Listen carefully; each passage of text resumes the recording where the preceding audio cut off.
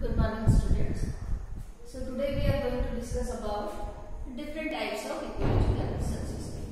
Now in the previous video also I had explained you what is ecological succession. So that is a process which can start in an area which is a bare area, either there is no soil or there is no life. Then how the life is beginning in that particular area, what are the different stages of the life, and how the climax community, so that is reached, which is in equilibrium with the environment or with the climate. So that is the entire process that is called the success. Like I explained you by giving an example. Suppose there is one pond is there, so that is newly made pond. Only water is there, there is no life. Then in the pond, how there is a mud formation taking place, then how the phytoplankton is developing, how the zooplankton is developing, and then the small fish, then the large fish, all are developing, all the different types of plants they are developing. So the entire process that is called ecological succession. Ecological succession, that is of two kinds. One is the Gerard, another is the Hydrarch. So Gerard ecological succession, so that is taking place in rocky area or in the desert area, where the climatic conditions, so that is unsuitable or adverse climatic conditions. And whereas the Hydrarch, so that is taking place in water. So first I will discuss about Xerosarid or Gerard succession. So in the Gerard succession you can find out there are different stages, because I told you there are different sterile communities are there in the process of succession. So these are all the different stages. The number one stage, so that is lichen, number two is moss, number three is the annual grass stage, number four is the perennial grass stage, shrub, then climax community. So on the rock, because you know that a rock is not having any water, there is no water, and also you can find out there is no water, there is no soil, how the life will develop on rock. So on the rock, what is happening, the first line which is coming, so that is lichen, and the lichen is called pioneer community, because on the rock other plants they cannot grow, only the lichen can grow. So lichen, you know that the lichen, so that is a combination of the algae and fungi.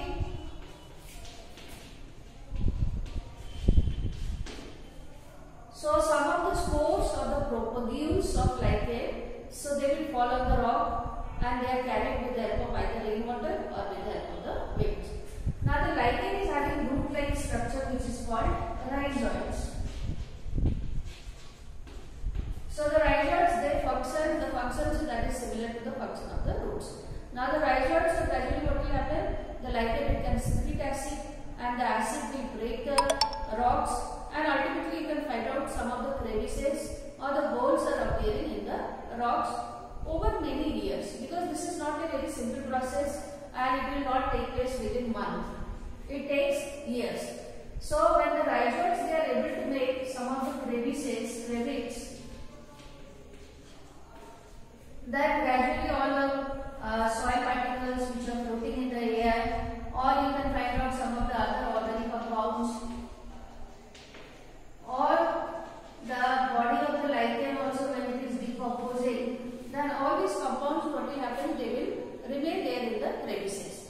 So a little bit of the soil, so that is reduced. Alright, so the pioneer stage, that is called the lichen stage. Then after the lichen, what is happening, when there is small amount of the soil is formed, or soil, so that is deposited on rock, now the next stage, so that is moss. Moss is actually bryophytes, and that is the advanced bryophyte. In the rainy day, you might have seen that on wall or on some other places on the soil also you can find out there is a green carpet is there. So the green carpet, so that is actually moss. So the next stage which is developing, so that can replace the lichen, and now you can find out because some amount of the soil is there, then the moss will develop in that area. So the moss, they are very small plant, small microscopic plants. So when the moss is making the carpet, then you can find out again and again the organic compounds they are deposited. And you can find out the small thin bed of the soil, so that is prepared. Now the moss will be replaced by annual grass stage. Now grass, all of you know that the grass it grows prostrate on the ground. So the grass, they are very small plants. So when the soil is available, then you can see the annual grass will develop. And why it is called the annual? Because the life period, so that is only 1 year. So after 1 year, the plant will die, and again the body will decompose, add more and more amount of the organic compound to the soil. Then the grass is replaced by perennial grass stage. Perennial means here you can find out these are all the grass, but the life period, so that is more than 1 year. So we call it as perennial. So then the next stage, so that is the perennial grass will develop on that rocky area. Then when the perennial grass is developing, then again you can find out over the years more and more amount of the soil is produced by the breakdown of the rocks, because the soil is ultimately produced from the rock by the process of the weathering. Either the strong wind or the strong water force, so that is responsible for making the soil particles. So then you can find out the next stage, so that is the shrub. Shrubs, these are all the medium height plants.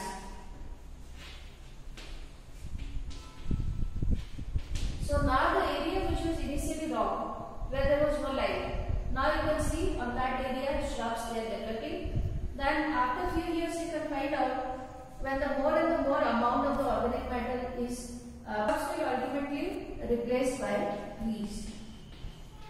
And there is formation of forest. So after many years the forest, so that is in equilibrium with the climatic conditions.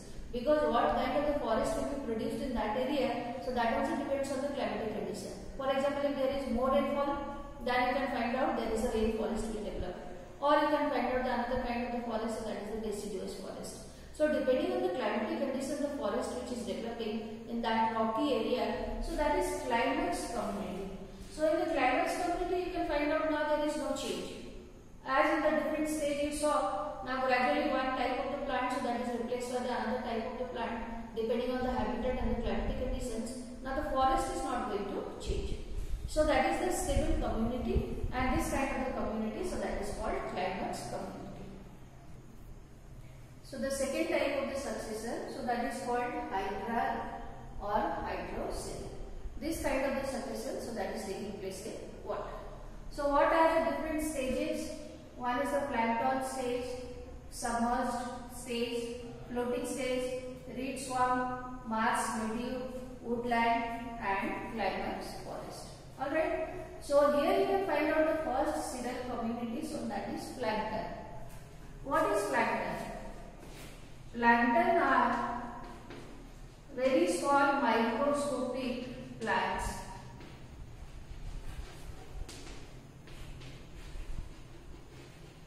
And animals. So if it is animal, then we call it as zooplankton, and if it is plant, we call it as phytoplankton. So the first stage we can find out some of the plankton they will develop in the water. For example, the succession, so that is taking place in pond. So initially as I told you, the pond water, so that is a clear and a transparent, also cool, and there is no life, and also there is no mud. So initially there is development of the phytoplankton and the zooplankton. Then by the death and the decomposition body at the bottom of the pond, you can find out a little amount of the mud is produced. So when the little amount of the mud is produced at the base of the pond, then you can find out the submerged stage plants they are developing.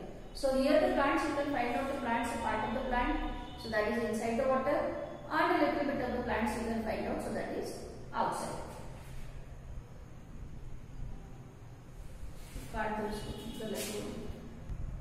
So here you can find out now the plants that is totally inside water, because the mud is there, to the mud the roots they are connected or attached, then you can find out the whole plant, so that is inside the water. So that is called the submerged. And the example of the plants which are submerged in the water, so these are hydrilla and matches.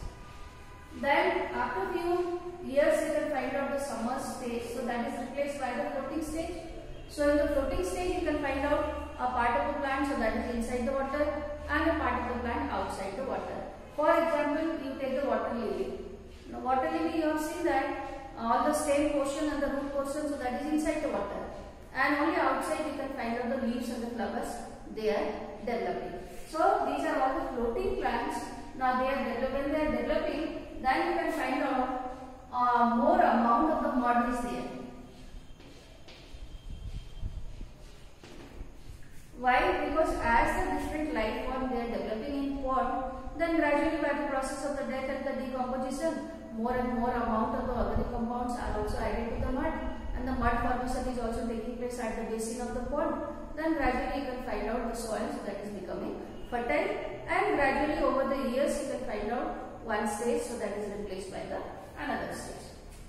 Then the next stage, so that is the reed swarm. Reed swarm, here you can find out the amphibious plants. So here a little part of the plant, so that is inside the water, and major part of the plant, so that is outside the water. So they are called amphibious, means they can develop on the land also and they can develop in the water also. And the example of these kinds of the plants are Sagittaria and Typhi.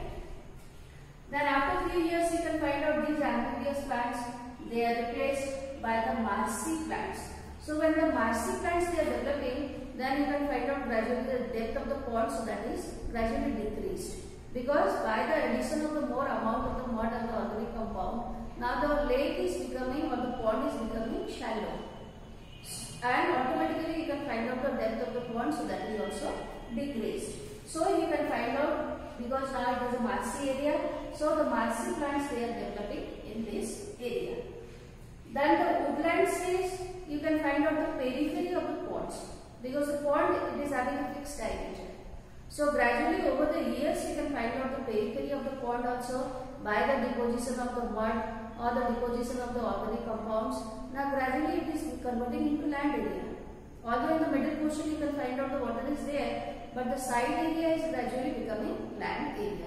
So ultimately you can find out when these peripheral part of the pond, so many shrubs they are developing, then more and more amount of the water, so that is evaporated into the atmosphere, and ultimately you can find out in place of the pond, now the area is converted into land. So when the area is converted into land, then you can see the trees they are developing. So now it is forest. So both in the hierarch and the hierarch succession you can find out they are starting from one particular stage. In the hierarch it is starting the pioneer community, so that is lichen, whereas in the hierarch the pioneer community, so that is plankton. But ultimately in both kind of the succession you can find out the last one, the climax community, so that is the forest community. So ultimately both the rock and the pond water, now they are developing ultimately into land. So the land, so there is a mesophytic plants they are developing. So this is a moderate climatic condition. So the forest, so that is called the climax community.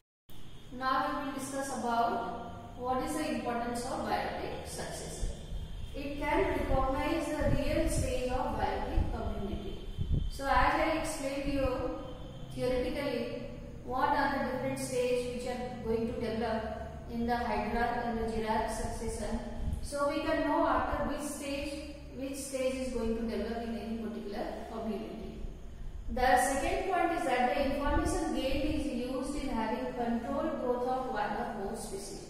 Because when we are studying about ecological succession, then we are studying about the habitat and the development of a particular kind of the plants or a particular kind of the plant community. So when we are studying the community, then we are studying the different characters, that what kind of the habitat is required for the growth of the plants, or what should be the climatic conditions so that the plants they can develop, or what are the conditions by which the forest can develop. So all this information we are getting by studying the process of biotic succession. Now the third is it gives information about the technique to be used during reforestation. Reforestation is the process which you can use. Now suppose there was one forest and the forest is now destroyed. Now again we want to create forest in that area. So this is a man-made activity, reforestation. Then all the technique, all the procedure, all the knowledge we gain, that what kind of the habitat should be there, or what should be the quality of the soil, or what should be the climatic conditions. So all information we collect by the process of the biological succession, and those knowledge can be used in that particular area if you want to create forest in that area. So these are all the importance of studying the biological succession.